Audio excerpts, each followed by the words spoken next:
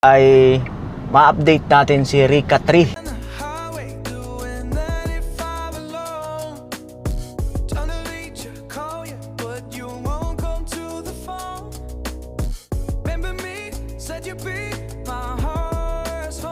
Ayan.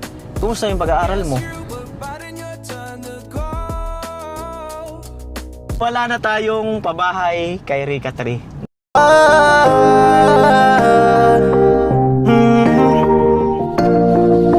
Kung sa pagtulong ng usapan ko, yan alis sa kalam. Yo! Yung mga kanuli, magandang araw po muli sa inyong lahat. Ayan, kumusta po kayo? Ay, ngayong araw na ito mga kanuli ay ma-update natin si Rika 3. At nagulat nga ako noong nakaraang linggo dahil sa, ayun, bigla siyang nag-message at may sinabi siya sa message na baka po pwede daw yung pabahay budget natin, at nag-usap na raw sila ng mama niya na doon na lang gastusin sa kanyang pag-aaral dahil sa wala na din daw yung kanyang lola, kaya parang magti-third year na yata siya, so 2 years na lang. So mas napag-usapan daw nila ng mama nila na yung budget sa pagpapagawa ng bahay ay doon na lang sa kanyang pag-aaral. So sa madaling salita ay pinaalam ko kay Kuya Jojo, at ang sagot ni Kuya Jojo ay wala daw problema. Sabi ko nga kay Kuya Jojo ay, Kuya, ilalagay na lang namin sa ATM para at least ay medyo, alam nyo na, medyo safety. At para at least, kumbaga di rin kaagad maubos, kumbaga maunti-unti lang yung, mahirap kasi paghawak yung cash. Ang sabi nga ni Kuya Jojo ay okay na raw sa kanya yung salita ko, yung text ko, at malaki daw yung tiwala niya sa akin. Kahit daw hindi na ipakita or ano, ay okay na sa kanya. Ayan. At syempre mga kanuli, no, para sa safety din ni Rika 3, hindi natin pwedeng i-announce dito kung magkano talaga yun, kung sakaling mailagay na natin sa ATM niya, no? So kagaya nung kay Rika 1, hindi natin in-announce kung magkano para sa safety. Pero sabi ni Kuya Jojo ay malaki raw ang tiwala niya sa akin. At ayan, yung Facebook daw ni Rika 3 ay ano yun? Parang nawala. Anong tawag nun sa ano? Demonetize ba yun or ganun? Nawala daw, kaya naggawa siya ng panibagong Facebook. Ayan, so nandyan siya sa eskwelahan, nag-enroll, at sabi ko sige, puntahan kita dyan para at least ma-update din kita. Count isa row. Ayan po, tingnan ko kung dito lang siguro sa loob ng sasakyan kasi mainit sa labas. Kung yung sa labas kami mag-ano ng vlog, maggawa. Yun po yung eskwelahan ni ano, ni Rika 3. At nakita ko na, nagbibili siya ng ano, merienda. Ayun. Bibili ng merienda. Snacks.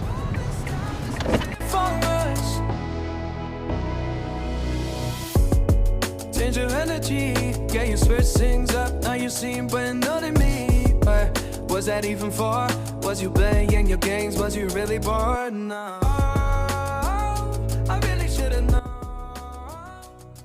Be with that and right till we hit a red. Ayan. Hello, kumusta? Hello po. Ano yun, lunch na yan? Oo, lunch. Masulo. Now you can't decide.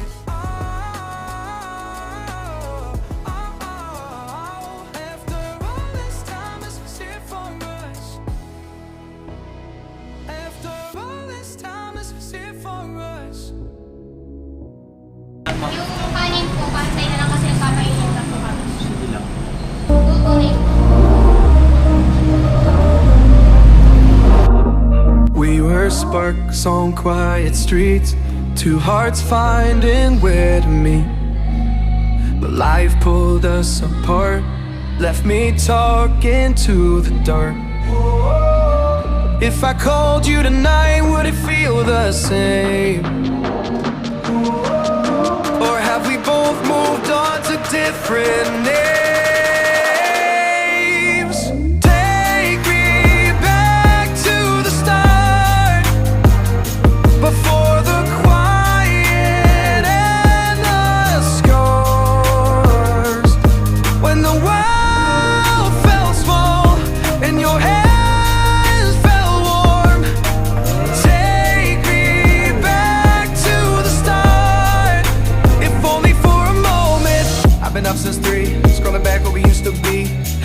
Beers, late night chat, both of us knowing what it like that.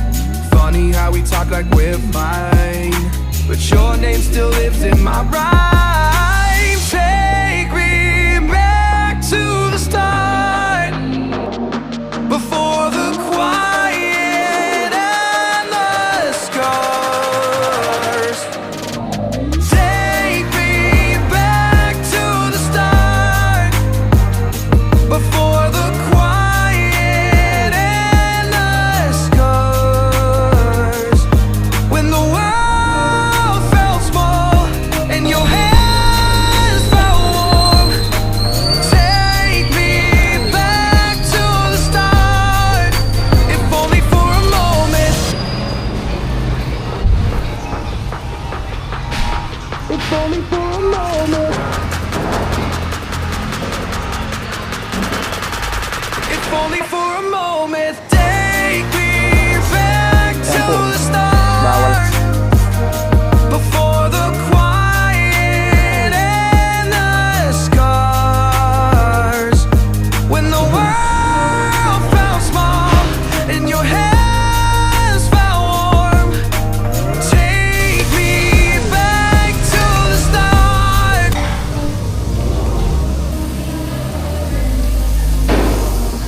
We were sparks on quiet streets, two hearts finding where to meet.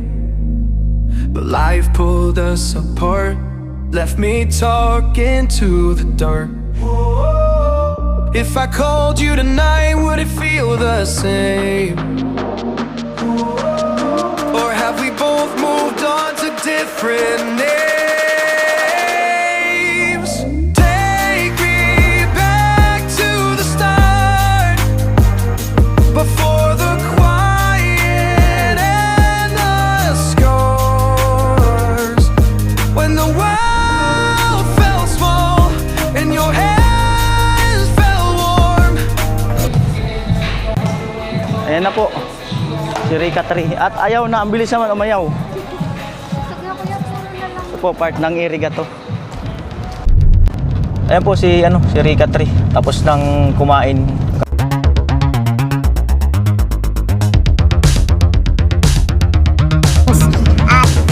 Bibilan na raw niya ng tsinelas sa kanyang kapatid. Tapos, uwi na siya.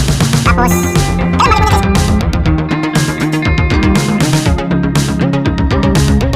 Si Rika 3. Tapos nang kumain kanyang cravings. At bibilan na raw niya ng tsinelas yung kanyang kapatid. Tapos uwi na siya. Tapos kailan balik mo dyan sa school mo? Sa June 8 po ata or 10, wala pa po.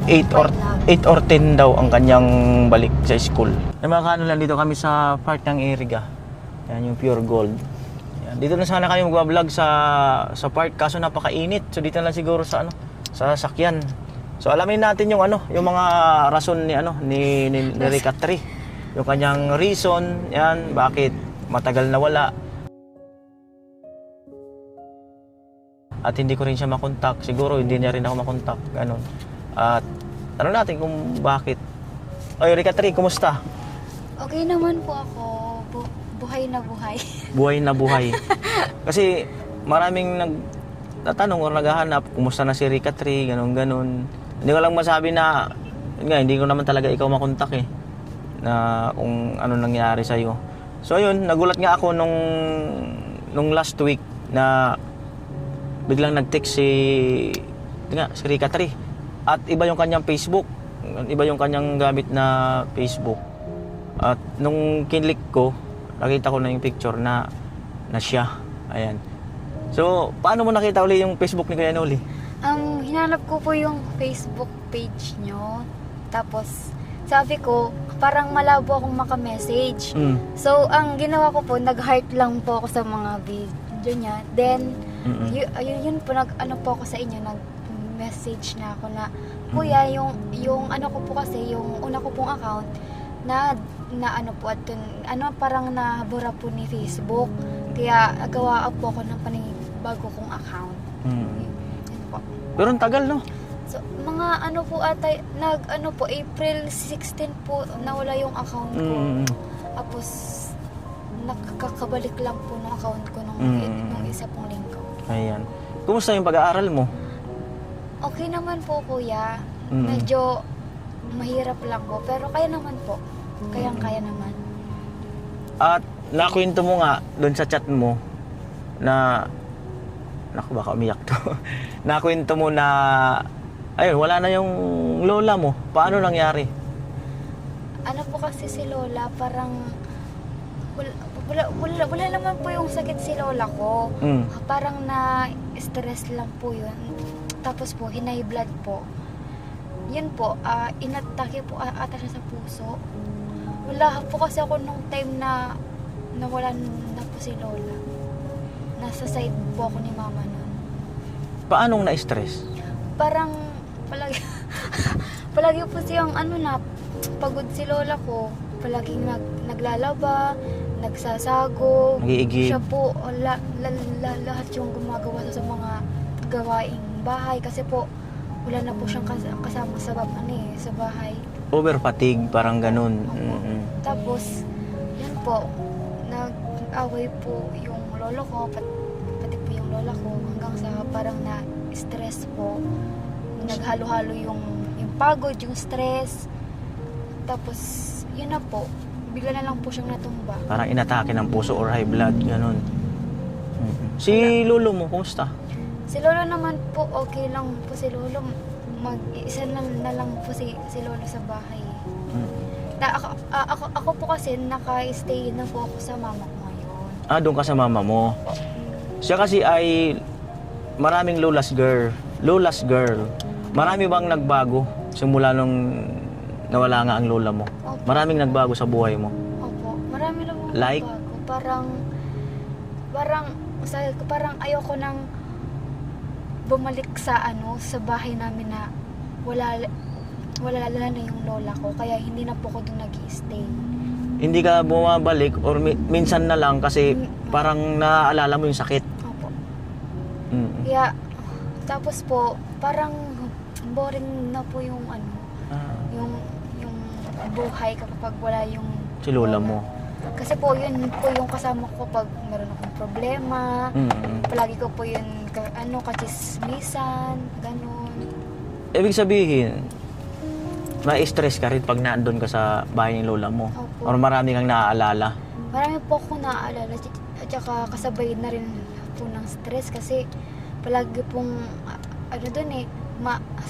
sobrang ingay na po doon. Marami na pong nag-aaway, nag-aaway-away dahil sa lupa, ganito, sa bahay. Kaya po medyo na po ako doon, naglaylo na ako sa bahay. Matagal ka na nakatira kay mama mo? Hindi pa naman po. Mga pa lang po ata. Magwa 1 month po. Magwa 1 month pa lang. Bago 1 lang. month po. So, okay naman. Okay ka naman doon sa mama mo. Okay po. Naman.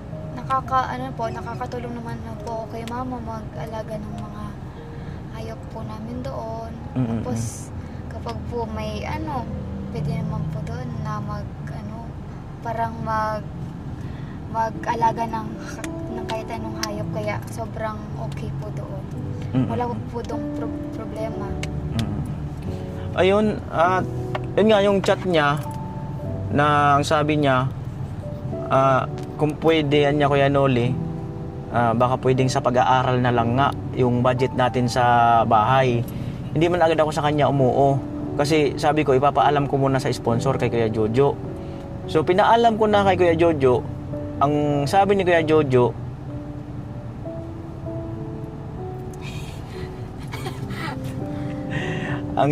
Jojo, walang problema. Kung gusto mo daw gamitin sa pag-aaral mo, okay lang. Total naman daw, ikaw ang mas nakakaalam kung ano ang mas makakabuti sa inyo ni mama mo. Kasi sabi ko nga, nag-usap na daw sila ng mama niya na yun na ang kanilang gusto. Kaya sabi ni Kuya Jojo, sige Kuya Noli, sabihin mo kay Rica 3, kung alin ang mas makakabuti sa kanila, yun na lang ang ibigay natin. So pumayag si Kuya Jojo doon sa kahilingan nyo ni mama mo. Kuya Jojo, marami pong salamat kasi po nag-agree po kayo na sa pag-aaral ko na lang po po yun na mapunta. Kasi po gustong gusto rin po kasi ni mama na makatapos po ako sa pag-aaral ko. Kasi medyo nagigipit rin naman po kasi kami sa pag-i-eskwela ko. Malayo rin po kasi yung bahay ko. Tsaka hindi po kasi namin kaya na mag-budget ng pera po sa pag-aaral ko. Kaya sobrang malaking tulong po yung perang yun para po sa pag-aaral ko. Para na rin po makatapos na rin po ako ngayon na college po. Kasi yung budget natin sa pag-aaral niya, ay yung sa pabahay niya sana, kayang-kaya niya talagang budgetin yun. Mula 3rd year hanggang 4th year. Kayang-kaya yun. Yung amount na yun, kaya talaga yun na mabudget niya hanggang makatapos siya. At siguro may advice ko lang sa kanya, pag nasa kanya na yung pera, ay limitahan yung hindi naman kinakailangan na bilhin, ay wag, no? Para at least, kumbaga, hindi ka agad siya maubos. Saka sabi ko kay Kuya Jojo, ilalagay po namin sa ATM para at least hindi niya hawak yung cash at kumbaga, mag-withdraw lang siya doon sa kailangan niya na amount. Kasi kung mahawakan niya talaga lahat, madaling maubos, no? Apo. At unang-una, siyempre yung safety. Maya, hindi mo alam, may mga hold up sa'yo. Delikado mo lang ang panahon ngayon, lalo sa lugar nyo. Opo, Di ba? sobra. Happy ka na pumayag si Kuya Jojo. Sobrang happy po. Wala nang parang feeling ko parang matutupad ko na po talaga na makapagtapos ako ng pag-aaral ko. And syempre po, matutupad ko po yung pangarap para po sa akin ng lola ko kahit wala na po siya. Kaya okay lang naman po kahit hindi po natupad yung sa bahay kasi mas parang mas napunta po sa mas talagang priority po. Yun po yung pag-aaral ko. Ay nakikita ko naman sa sa aurahan niya na buo ang loob niya na sa pag-aaral na lang. At wala akong nakikita na yung parang regrets na kaya bahay na lang, kaya pag-aaral na lang. So nakita ko na na talagang desidido siya sa kanyang pag-aaral. At kung mangyari nung yan, ay minsan-minsan pag nandito si Kuya Noli, minsan-minsan i-update natin yung kanyang pag-aaral. At abangan nyo kasi ilalagay nga namin yan sa ATM, no? For the meantime, kasi nga first week daw ng June ang kanyang pasukan. Mga June 8 daw, ganun, no? At siguro magbibigay muna ako sa kanya ng pang-allowance mula ngayon hanggang sa pasukan. Tapos isiset namin kung kailan kami ng ATM at para nasa kanya na talaga yung totally cash na pera. At si Kuya Jojo walang problema. Sabi ko nga, Kuya Jojo, ibablog ko na lang yung paglagay sa ATM pati yung pagdeposito ng pera. Sabi ni Kuya Jojo, Kuya Noli, wala akong problema sa'yo. Napakalaki ng tiwala ko sa'yo. Sapat na sa akin yung salita mo. So yun. At okay man kay Kuya Jojo na hindi na namin i-announce yung amount kasi natin alam, di ba? Kagaya nung kay Rika 1, hindi ko rin announce yung total na binigay sa kanya ni Kuya Jojo. Ayan, pahawak mo na. At bigyan lang kita ng ng initial na pang ano mo.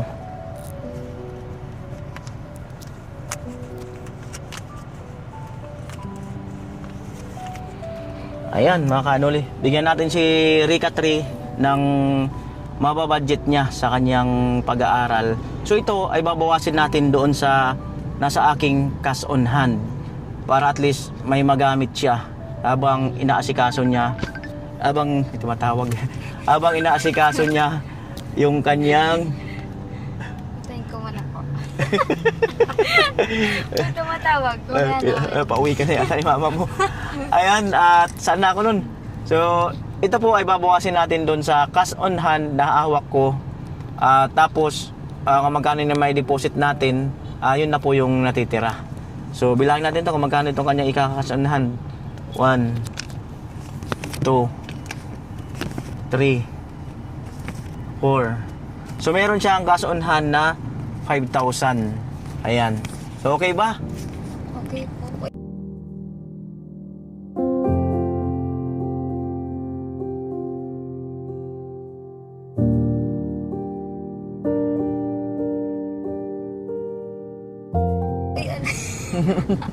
Ayan na naman po ako nakahawak na ito. Hmm. Kaya Kuya Noli at saka po kay Kuya Jojo, sobrang laki niyo pong ano po talaga, a blessing po para sa akin. Hmm. Kasi po, matutupad ko na po yung ano ko, yung pangarap ko. And salamat po di po di po kayo tumitigil na parang tulungan po ako. Kaya sobrang laki pong salamat. Yeah. At ano ba yung sabihin ko? Wala. At siyempre, bibili rin siya ng uniform niya. At dyan na rin niya yung babawasin yung, di ko alam kung PE or ano, or si mama mo. Si mama mo ba? Bakit Sagutin mo na, sabi mo nagbablog pa tayo para di na ano. Huwag na po. Oo. Oh, gagalit siya yan. Okay lang naman. Na. Nahiya ako kuya sa vlog pa. Ayan, at saan na ako nun? So, dyan natin babawasin yung kanyang uniform, ay yung kanyang uniform, at kung may bibilin pa siyang iba, minsan kailangan ng sapatos, kailangan niya ng sando, patungan ng kanyang uniform. So, yan na lang ang kanyang babawasin at pamasahe kung pupunta siya sa school niya. At update po ako kung kailan kami mag-ano ng ATM, tapos pag okay na yung ATM, i-deposit ko na doon yung total amount na yung binigay ni Kuya Jojo na para sa kanila. So yan. So yun lang. At good luck Rika 3. Opo. Good luck at ang tagal Thank you mong po, guys. tagal mong nawala. So yan, wala na tayong pabahay kay Rika 3. Napunta na po sa sa kanyang pag-aaral. Ayan, maya-maya at ihatid ko na siya doon sa sa Kayan. Pero bili mo na siya ng tsinilas ng kanyang kapatid. Hatid-hatid ko na siya doon at nahanap na siya ng kanyang mama. Yari ka, mapaluin ka niyan.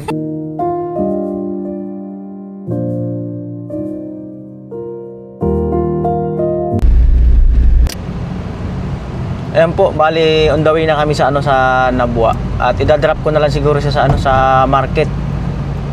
Tapos bibilin niya na yung nagpapabili yata ng tsinilas nga yung kanyang kapatid. At tapos diretso na siya pauwi pagtapos nun. Ayan, Nabua na po at yun na yung palengke. Ay, yung binili mo kanina, oh. Lunch. Lunch. Ilan ba tsinilas ang bibilhin mo? 2 lang po. Kay ilang Kay taon? mama. Tapos At saka po Kiko po sa kapatid ko. ilang taon yung kapatid mo?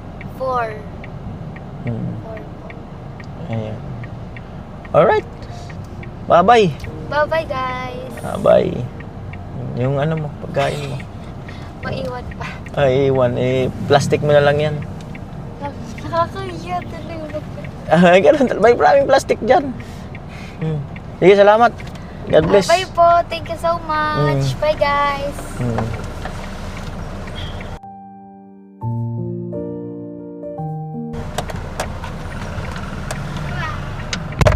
Ayan na si...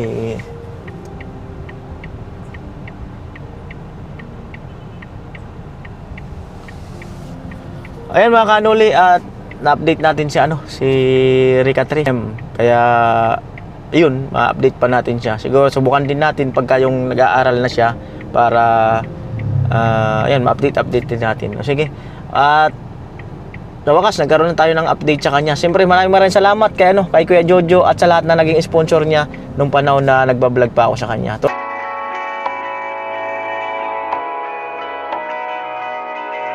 Darling, down the highway, doing 95 alone. Trying to reach you, call you, but you won't come to the phone. Remember me, said you'd be my heart. I-deposit ko na doon yung yung total amount na yung